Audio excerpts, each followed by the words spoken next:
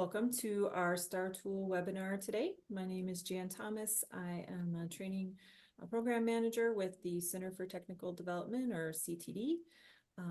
If you're not familiar with CTD, we help district staff with providing training and professional development opportunities, as well as facilitate some sharing and networking opportunities. So I'm really thankful today to be able to help host this webinar with Lauren Quackenbush, and thank you to Lauren for bringing this idea to us. And just a plug to anyone on the line, if you have training that you'd like to see or programs or ideas to share out, please do get in touch with us. We love to host webinars like this to help kind of get the word out and disseminate information. So always reach out if you've got an idea or a training need. Just a couple of logistics. We are in kind of meeting format here on Zoom today, so you're all in charge of your own cameras and mics. So please do make sure you stay muted unless you're speaking.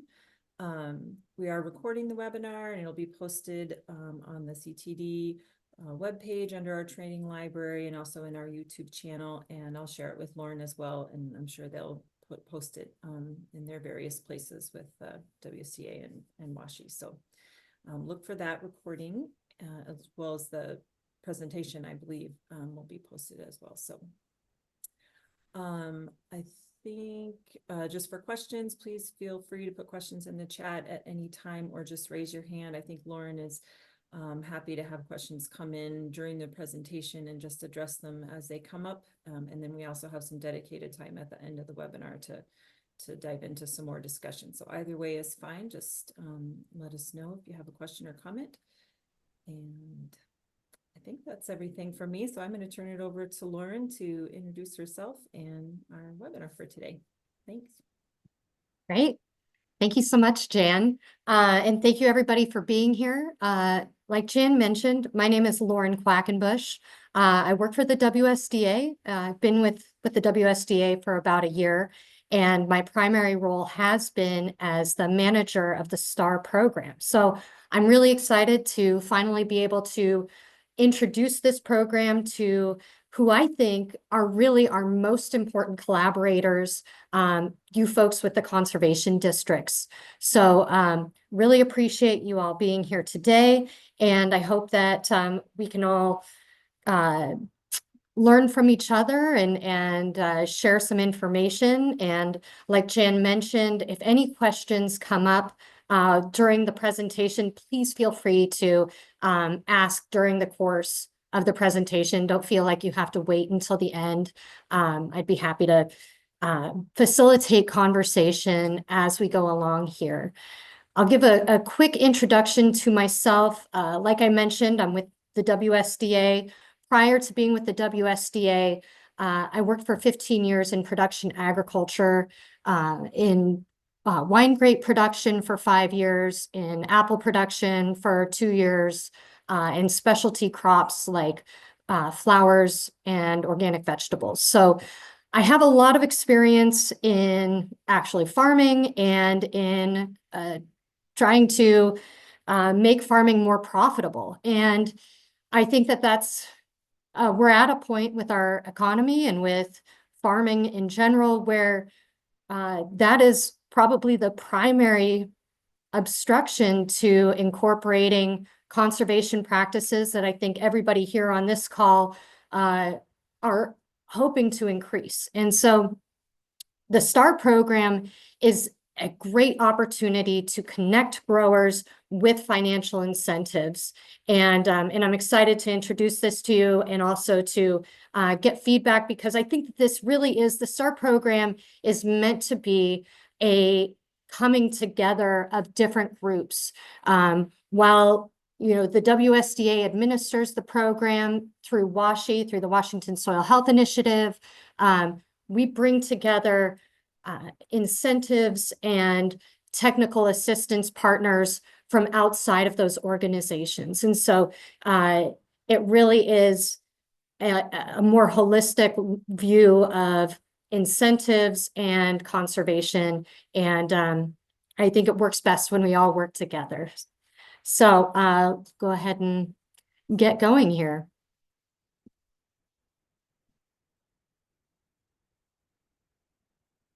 So I'm not sure how familiar everyone here is with the STAR program, so I'm just going to start off with some really brief history. The STAR program actually was initiated in 2017 by a group of farmers in Champaign County, Illinois.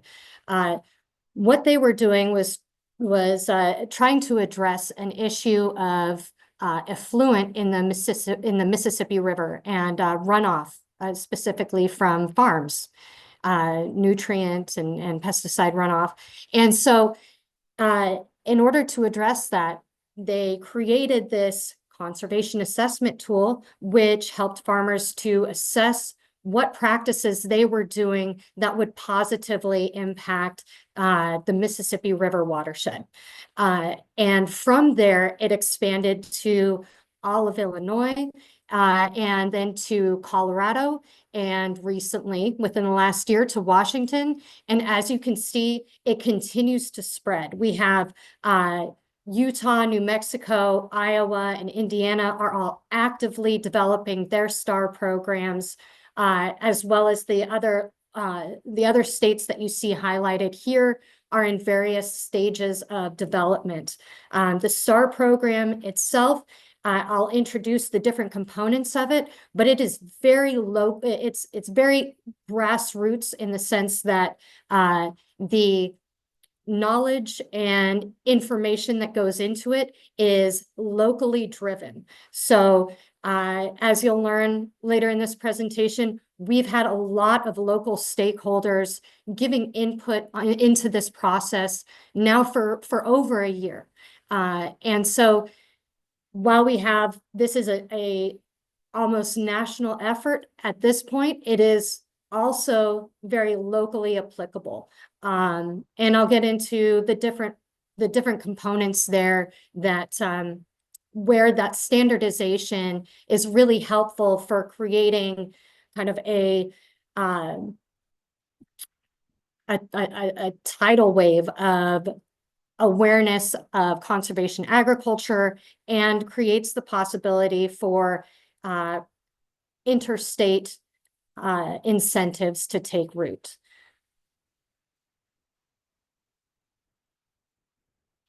So what is STAR? I think the easiest way to explain what STAR is with three components. First, it's a conservation assessment tool. So what that means, it's a series of questions regarding the production practices of any given farmer. Those practices are weighed against a scoring system that is state specific. That is one of those components that is developed uniquely within each state. However, the 1 to 5 star rating is a standardized rating. So that's really helpful in communicating across state lines. A 1-star farmer means that an average farmer not incorporating a ton of conservation practices means the same thing in Washington as it does in Illinois. A 5-star farmer is going to be someone who is exemplary in incorporating conservation production practices, and that rating again is the same across state lines. From that conservation assessment tool, then comes a conservation innovation plan, which suggests different practices based on the producer's goals. For example, if a producer's goal is to improve their STAR rating and gain access to more incentives, then the Conservation Innovation Plan will make recommendations that specifically lead to an increased STAR rating. If a producer's goals are to maximize financial incentives, then that Conservation Innovation Plan is going to recommend practices that will connect the producer with financial incentives that are available in their area. Part of that Conservation Innovation Plan is a list of eligible financial and technical resources that the producer is eligible for. So for example, if there's a conservation district that has a cost share program for cover crop seed, and a producer is either using cover crops or is interested in using cover crops, then the Conservation Innovation Plan is going to show them that conservation district cost share program and link to the application so that that grower could potentially take advantage of that cost share grant. Finally, we are connecting the 1 to 5 star rating with some star exclusive incentives. Those incentives are being offered by private incentive partners. So they are not being offered directly through the WSDA or through WSHI. And that's, I think, what makes this a collaborative program where it is important for us to be in communication with the greater agricultural industry and with the players who may be able to offer incentives to producers. So let's go ahead and talk more about these steps and how they're being developed here. So first, to begin with, the conservation assessment tool is scoring different practices based on the 8 resource concerns that you see listed here. So those 8 resource concerns were identified by a science committee that we assembled here in Washington that's made up of regional extension and conservation scientists, including Levi Keyseeker and Palouse Conservation District's Ryan Boylan. So again, the conservation districts have had input on this program since the beginning through these different representatives. And the science committee examined the scientific literature on how different agricultural practices impacted these 8 resource concern categories. So, and these practices then are ranked based on the impacts to those to these categories and entered into an algorithm that converts them into 1 to 5 stars. But, you know, of course, science isn't the only thing that is impacting producers. We know that there are economic realities that are also weighing in on the decisions that are being made as to what practices are going to be incorporated. So for example, we know that there are very limited numbers of compost sources on the east side of Washington. And so we make sure to not, we make sure to not penalize people for not practicing, for not incorporating certain practices. And we allow for multiple paths to 5 stars, which means that you know, each practice is given an individual score, and there are a number of different combinations of practices that could lead to 5 stars.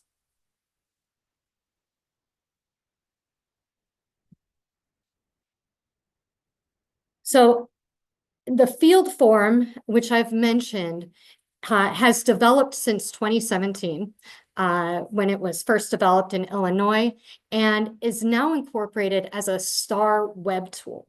So again, maybe I want to step back for a second and point out that each field form for each state is uniquely developed within each state. So our science committee here in Washington have helped to develop the star field form here and the web tool. So all of the questions incorporated within our field form are specific to Washington. The scores that are correlated with each question, those were decided upon and agreed upon by our science committee here in Washington. So the overview for these field forms is outside of National Star's purview. That is something that is locally decided upon.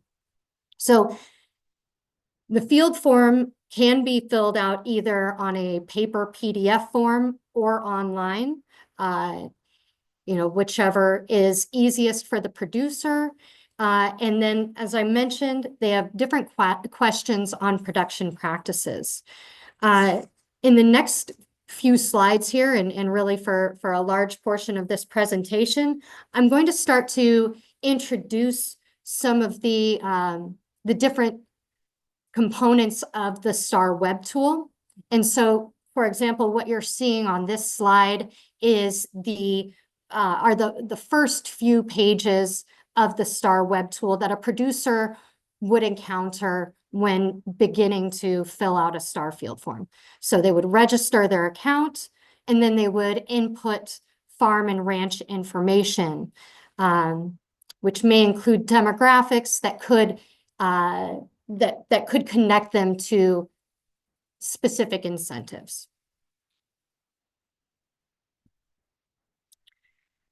A good point to make here about the field form. So when I say field form, I mean field form, right? Each questionnaire is specific to a single field. And then each field must be reassessed annually. So they would fill out a new field form for each field every year.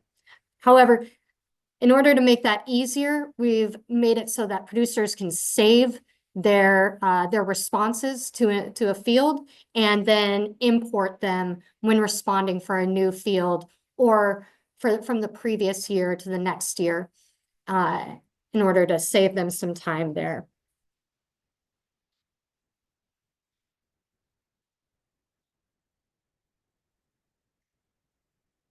So this is the field results can be accessed on the home page when a producer first logs in, and that's kind of this top form that you're seeing there, and that is what the home page looks like. So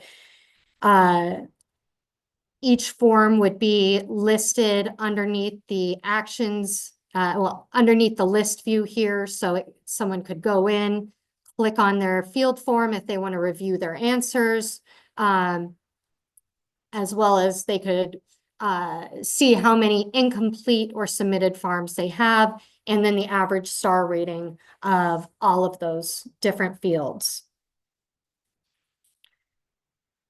In addition, in order to identify which fields are associated with each field form, within the web tool, one of the first things that a producer is prompted to do is to identify the GIS outline of the individual field. So, for example, here we have somebody who has drawn a polygon on this individual field here, and then they can go ahead and click on that field, and it will take them to the STAR web tool in order to start filling out that field form for that individual field. I'll also say that this is a really, this kind of identifies one important point where assistance from a conservation district staff member could really come in handy for a producer who's maybe not as technologically adept at, drawing polygons over a map. And so we can start to see where conservation district assistance can really become kind of a foundational, an essential foundation to growers being able to utilize the STAR tool in an effective manner. And,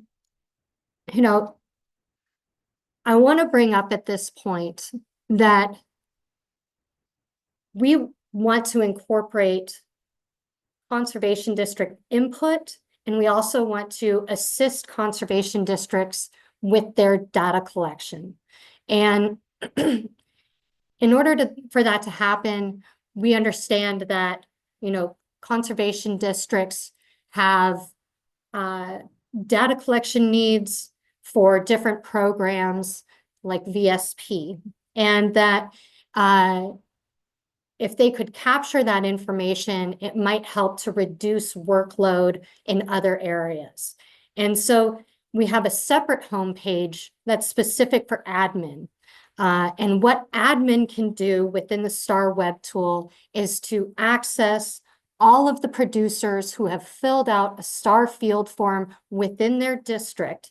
And then it can compile the information on what practices are being used by those producers and condense it down into usable information. And so, for example, in the graphic that you see here in the lower left-hand corner, this is an example of kind of information that could be used, such as, you know, how much soil sampling is taking place by STAR producers within your district. How many producers are using nutrient management plans? This could be extrapolated. How many producers are using cover crops or no-till practices? So this can really be used on a year-to-year basis in order to track trends in producer practices and also help to track whether districts are meeting their goals for incorporating different VSP requirements.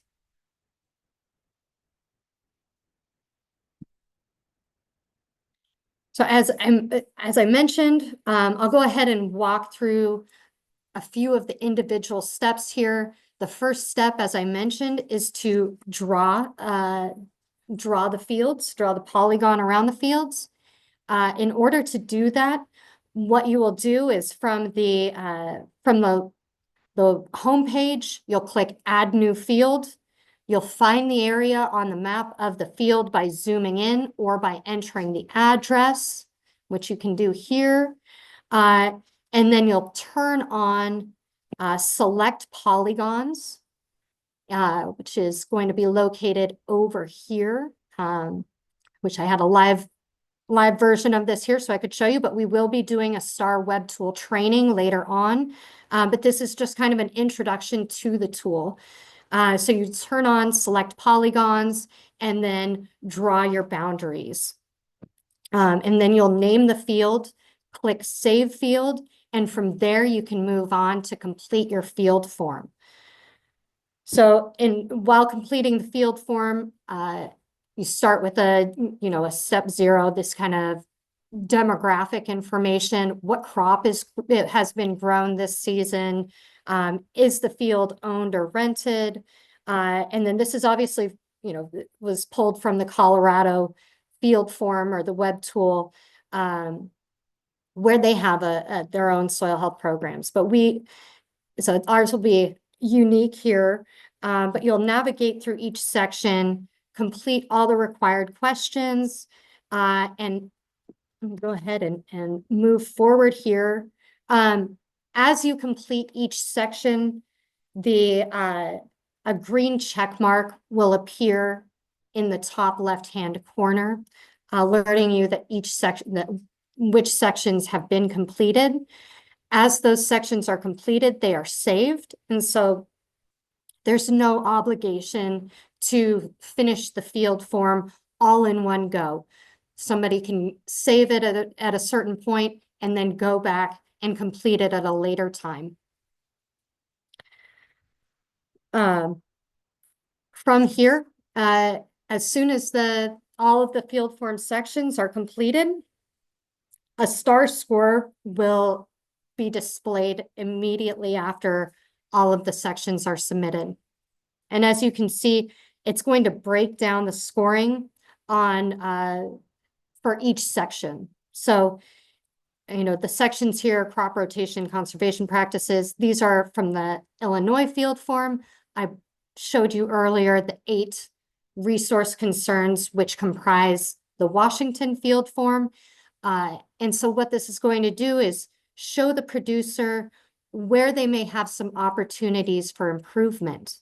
So, and also kind of tease them with letting them know how many points they were away from getting a higher STAR score. So for this sample user was only 2 points away from achieving a 3-star rating. And upon completing the the field form here, producers can download the STAR score report in order to dive deeper into that scoring. And that report can also be used to show various ways that a producer may be meeting other obligations that they have. If they're asking for money for soil sampling and it shows that they're soil sampling, that report can be used as proof that they are doing that. And I also want to plug at this point that just like a producer can print out a report of their own STAR score and field practices, so too can an admin, so a conservation district staff, print out a report of any needed data. And so we can work together in order to create a report format that provides the information that you need for whatever your reporting requirements may be. So we can customize reports that will be useful to you.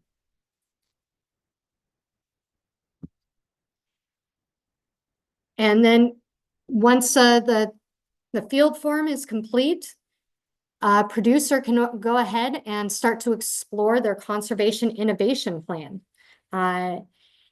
And again, here's another teaser about, how many points away were you from achieving a higher STAR score?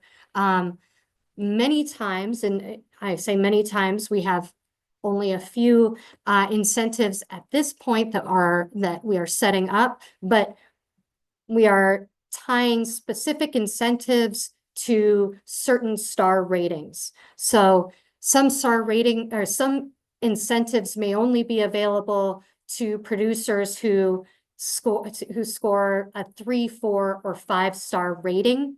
And so someone with a 2-star rating may not get those incentives.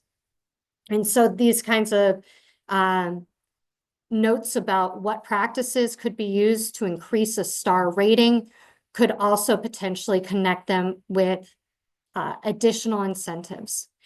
And I think that, a good point to make is that the STAR tool, the STAR program is not a certification, right? So anyone can fill out the conservation assessment tool. They can use the STAR web tool, fill out the field form, and get a conservation innovation plan, regardless of what their practices are.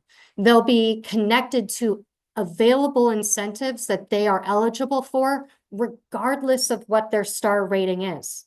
They may, and I think the point here is that they could be connected to more incentives if they have a higher STAR rating, but they're not going to be excluded from incentives they're not going to be excluded from participating or from getting technical assistance or from being made aware of eligible incentives based on their practices.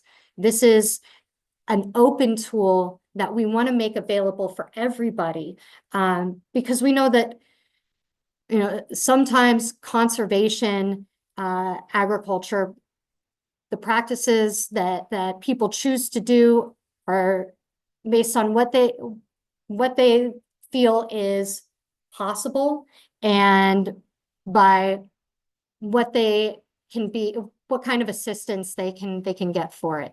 And so we want to make that more accessible to folks. And so this is not a certification, it is a tool, a program, if you will, because of the other components.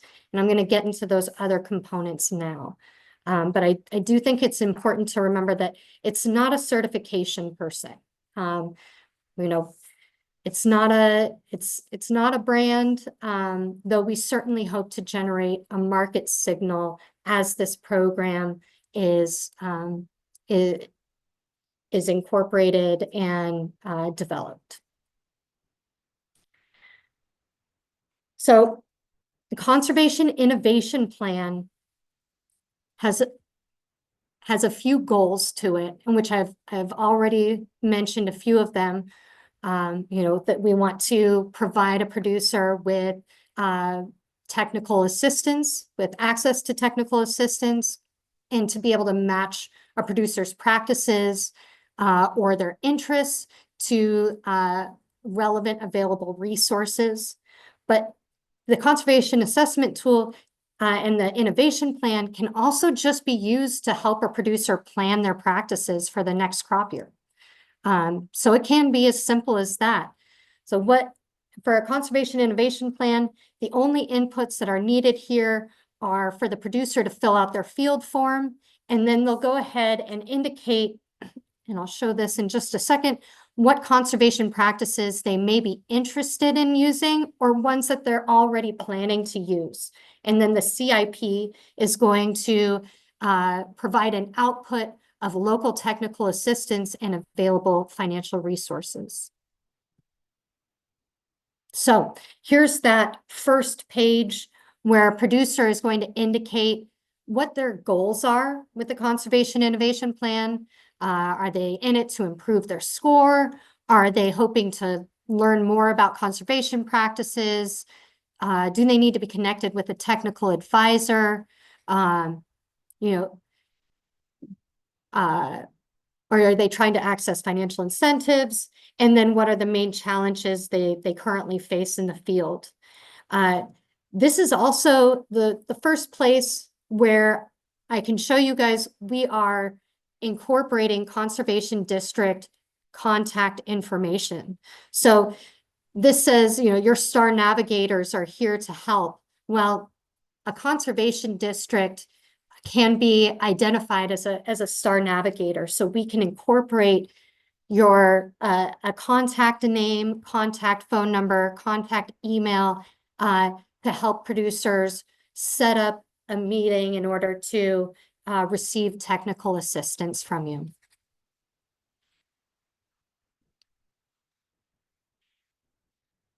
Then I think a really exciting component that can also be incorporated at the Conservation Innovation Plan level here is that we can screen for various program eligibility. So, for example, I'm currently in discussion with the Farm Smart program in order to incorporate their questions that would lead to, questions from their application into this eligibility screening. So after filling out their field form, a grower will have some options here. The US EPA mitigation measures, which you may not be aware of yet, but are coming. The WSDA will be providing more training on this later this year. Producers can select which programs they'd like to be screened for.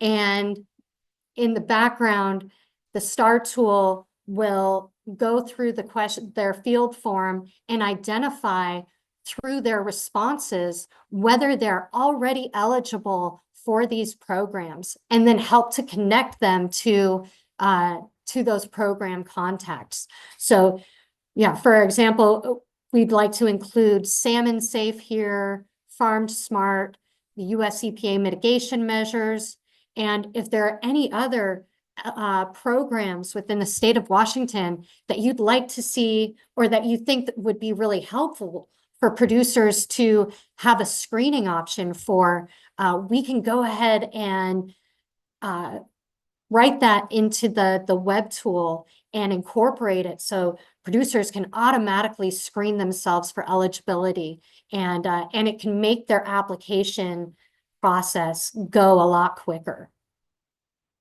And again, here we highlight technical assistance contact information. So, and we really want to make producers more aware of the assistance that is available to them through the conservation districts and through other programs here in the state.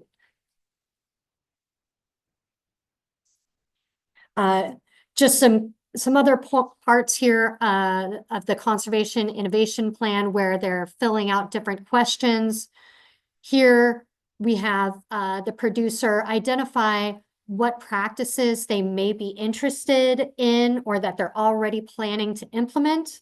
And then from there, we go into the different sections within their, within their field form where perhaps they scored low, where they have an opportunity to increase a score within a certain resource category, and give them the opportunity to identify, yes, I'd like to explore how I can increase my score in these specific categories.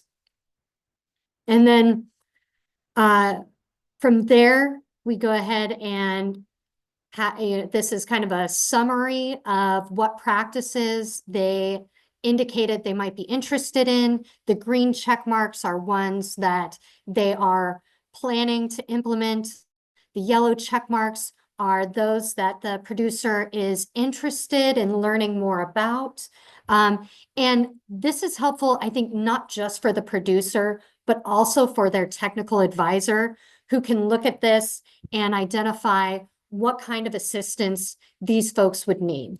And so this is information that you can get ahead of time. So when you come into a meeting with a producer, you already have an idea of what their current practices are and what they're interested in incorporating. And so you can really tailor your technical assistance to the needs of the producer before you even get in a room with them. So hopefully saving time for everyone there.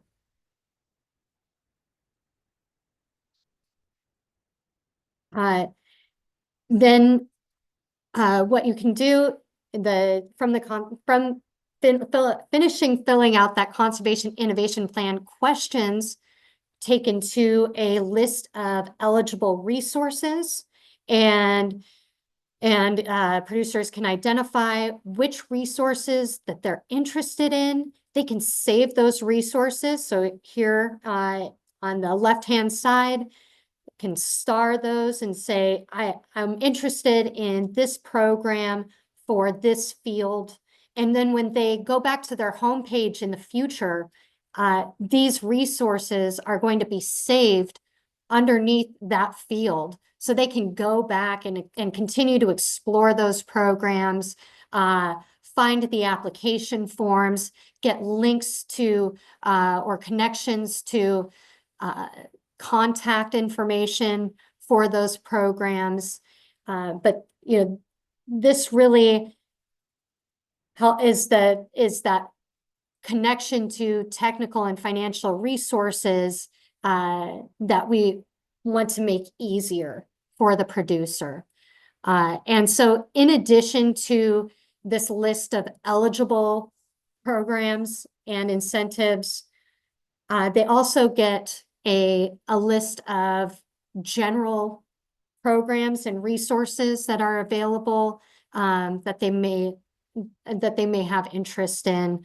And so those are also on a separate resources tab that you can see here underneath my field list. And so those resources can be explored at any time, even outside of when someone is filling out their Conservation Innovation Plan. It becomes a resource hub for different resources that are available. Finally, we have this summary. This is, I suppose, the finished product of your Conservation Innovation Plan. It goes ahead and summarizes the name of the field, the crops that were grown in the previous year, the star score for that field, and then what practices were used, and then what practices they are interested in incorporating. And then also, like I mentioned, if they've saved any potential programs that they are interested in applying for, those programs are going to be listed on this summary as well. And this summary is what producers can come back to again through their homepage, selecting on the field. This CIP summary can be generated at any point and come back to in order to review. And again, I think, we see this almost on every page. Oh, excuse me. Let's go back for just a second. We have contact information for their local conservation district, and they can request a meeting. So this would send an email to your conservation district in order to help them get connected to technical resources. So let's talk a little bit about what incentives outside of the eligible the eligible programs that are already available, like the cost share grants, NRCS programs that producers would be connected to through identifying those programs within their CIP. These incentives that I'm about to highlight are ones that are unique to the STAR program that we are currently developing with the assistance of independent independent lenders, landowners, certifications, input suppliers, crop purchasers. So, for example, one of the incentives that we are pursuing with lenders are to offer lower interest rates and longer payoff terms. With landowners, we are in negotiations to identify what kinds of incentives they may be interested in offering to their renters, whether it be cost share for cover crops or for compost or better rental terms. We really want to hammer home that people who are participating in the STAR program are interested and invested in conservation, and that they are improving the overall land quality. They're interested in improving the overall land quality. They are reducing risk. And so we are tying those practices to these real life incentives where it would become beneficial to these incentive partners for these producers to be using these practices. The certifications, like I mentioned, we can pre-screen for those. So that is an incentive that it reduces the amount of time that a producer would use to fill out the application.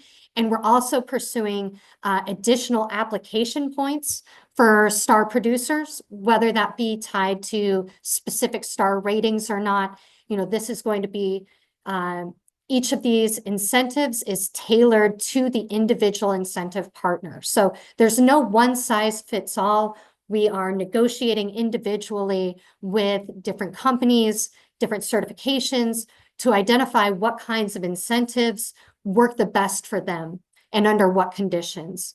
But I think it is important to note that we are also committed to privacy for producers and keeping information private other than the information that is absolutely necessary in order to provide the incentives that they may be interested in. But a producer can choose to not pursue it, any of these incentives, keep all information private. It's completely up to them. So additional incentives that we're looking at through input suppliers are things like input discounts, additional technical support from those suppliers. And then crop purchasers, we're hoping to incorporate some increased payments for STAR producers, particularly those who have higher STAR ratings, which I'll highlight here in a second. And then I think over the course of, once the STAR program is live and active and generates some market signals here, that we may move into having product labels where consumers can identify that they want to support growers who are committed to conservation practices, and they may be able to access preferential pricing at that point as well. But yeah, so these are ongoing developments, and I want to go ahead and welcome recommendations from everyone on this call. Now in the future, if there's an incentive partner that you think would be interested in working with STAR, then we are very eager to listen and to have conversations with you and with them. So here's an example of an incentive that's offered in the Midwest. So in both, this was developed by Illinois Star and a milling company called Seamer.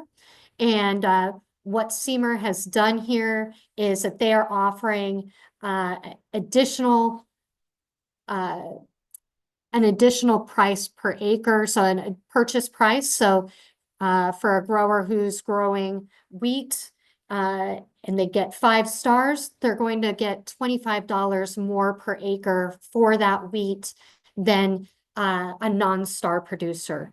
And you kind of see the stepwise incentive here, which really, we hope, encourages producers to want to incorporate more conservation practices, because they will be receiving a higher price for their product based on those ratings.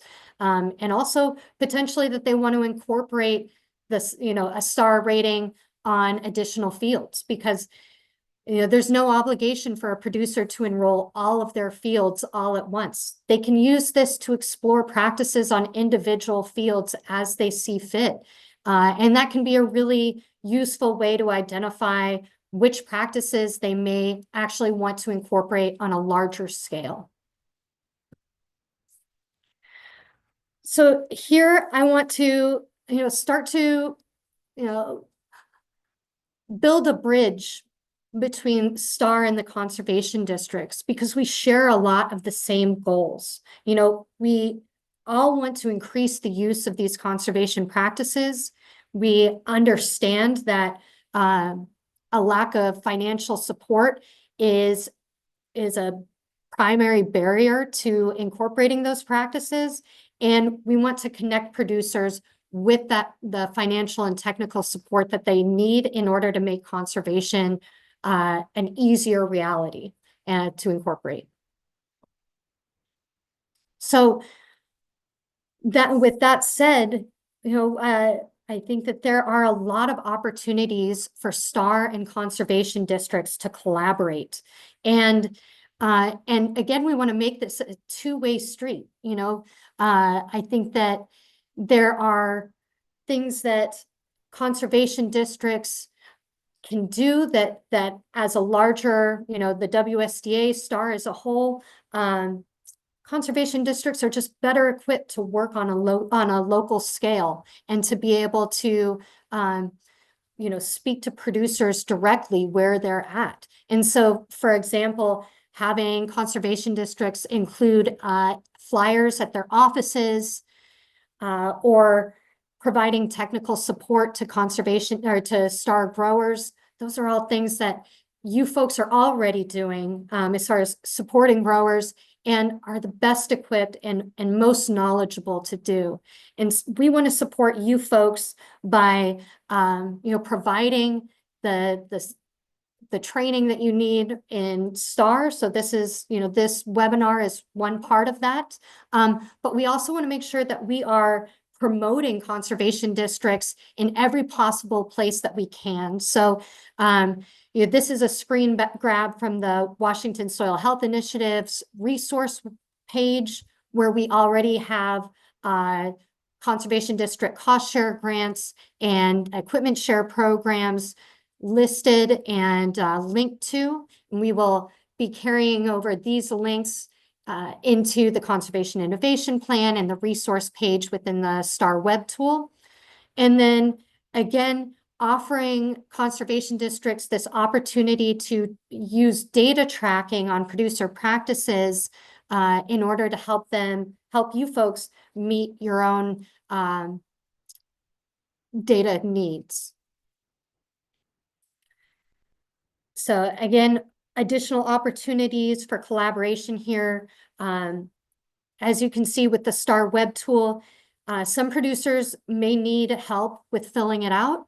They may have some technological issues and need some assistance. And conservation districts are just so well geographically situated and situated within the community in order to be best to offer that support. And then, and like I mentioned, we want to go ahead and offer the training needed in order to best provide that support and also be available, be available as a contact source for you folks whenever necessary. And then I think within the resources, we want to open the communication up. If there's anything that's missing from our resource list, if you have a new cost share program come online, you have a new program that, you know, is made available, we want to know about it. We want to put that program in the resource list so that producers can be made aware of it. And then we want to, you know, refer producers to those programs so that you guys can really have as successful programs as possible, and producers can be connected to available financial incentives. And I think, you know, I'm coming up on the end of this presentation here. This is the best time to kind of make everybody aware that we understand that conservation districts are under an incredible amount of already pressure to provide technical assistance under potentially minimal resources. And so we want to provide some financial recompense to conservation districts for this assistance. We don't want to make the assumption that this is something that you're just going to do, you know, for goodwill. So we have identified some funds through the Washington Soil Health Initiative to provide some financial support to conservation districts in order to provide this support to STAR producers. And I think one thing that we really need here is your input in how that financial support should be distributed. So I have a poll here, and I have a couple questions, and I've never done a poll on Zoom before, so please excuse me. I've got 3 questions, but the first one, I don't know if I have to do them all at once or if I can kind of do them one at a time. But let me go ahead and bring up the first poll question, which is going to be about how you guys would like to receive that those financial assistance. So hopefully, I just opened up a question. Chan, can you let me know if you guys can see this? Yep, So, I'm seeing it on my end. okay. And So all the questions are there, but oh, all of the questions are there at once. Okay. So the first question is just, how would you prefer STAR to reimburse conservation districts for your time? Would it be best if it's an hourly reimbursement based on the time that you spend with STAR producers, in which case conservation districts would need to let us know how much time you actually spent? Or would a flat rate be a better reimbursement tool where, you know, obviously STAR, we can see how many producers have enrolled in each conservation district, and then we can provide a flat rate for each producer that has been enrolled. And if you have another idea, then please add it to the chat, because yeah, like I said, we're hoping this is as collaborative as possible. And while you folks are kind of thinking about that, there are 2 other questions here about whether you folks can have any ideas of potential incentive partners that might be willing to work with STAR. That's a type in answer. If there's anybody that you can think of. I mentioned the Farm Smart program. So we are obviously in discussion with the Spokane Conservation District that runs the Farm Smart program, and we're talking with them about, what kind of structure they would like to see for that program. And then the third question there is really kind of open-ended. You folks are the experts about providing this local technical assistance, and in talking with individual producers. Is there anything that you'd like us to know about working either with you folks as conservation districts or with producers as a whole? Yeah, I'll go ahead and leave that open. I don't know if I can switch. If I can go ahead and I can. Okay, great. So that kind of concludes my presentation. I'll leave the questions up for the poll so you guys can continue to answer that. These are a couple important dates. So we are launching our grain and legume program in November. So that's going to be for cereal grain producers who are doing rotations with legumes. So we know that that's primarily going to focus on Eastern Washington, though there are certainly, we know, grain producers and legume producers in Whatcom and Snohomish. And so be ready for that program to come out. We'll be doing a lot of press releases around that. And then our tree fruit program will open in 2025. Over the course of 2025, we hope to incorporate the remainder of the cropping systems that we're planning on focusing on through STAR, which are a total of 8. So we're really hoping to incorporate as many cropping systems as possible. If you guys have any questions or any ideas coming out of this, please don't hesitate to contact me. The information here, or you can always get a hold of Jan, and I'm sure she can connect you. But thank you so much, everyone. If there are any questions, now is a great time to ask them.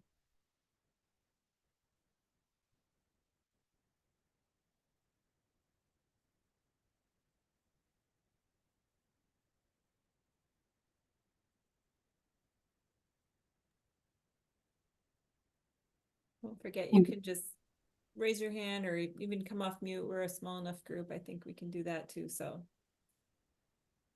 don't be shy if you have a question or comment. And then absolutely, I'll share, Lauren, your contact information, and also probably just these questions again with the attendees, just to if they need a little more time to think about it too. So great. Thank you, everybody, for being here. Really appreciate it. I hope that this is the start of some really productive conversations. I look forward to talking with everybody more as we get closer to this, to our programs launching. And yeah, hope to meet you all in person sometime. Thank you so much. Looks like we have one. Yeah. yeah. Oh, so we did get one question here. Is there a cost for producers to participate? No, this is a free and voluntary program.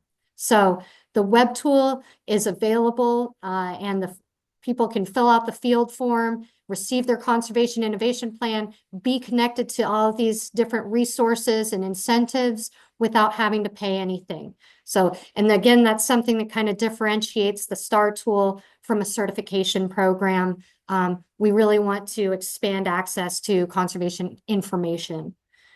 Okay, and another question is, can you expand on confidentiality for producer information in conservation plans?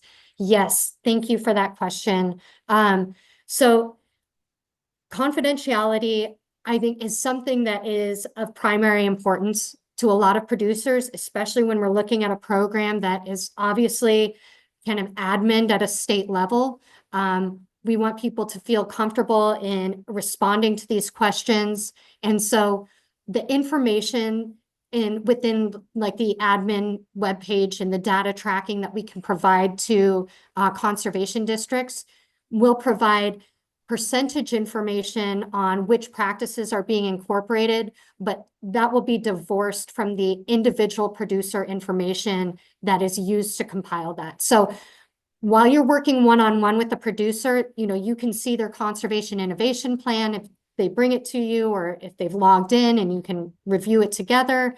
But you won't be able to necessarily go in and view an individual producer's information without them providing that information to you. And then again, the practices themselves, we want to provide you folks with that data tracking, but we want to keep that information about who is using those practices private, so that nobody feels like they're getting special treatment for certain practices. Is data subject to public records requests? That is a great question. And a really good one, because of course I work for the WSDA, and the WSDA is subject to public access records requests. However, the STAR web tool is not hosted on the WSDA website. So National STAR, this is one of those perks of working with a national program, is that they are developing the web tool for us. We provide them with the questions, the scoring, the resources, but that web page is hosted off-site, so off the WSDA website. So producer information is free from public records requests. Thank you for that.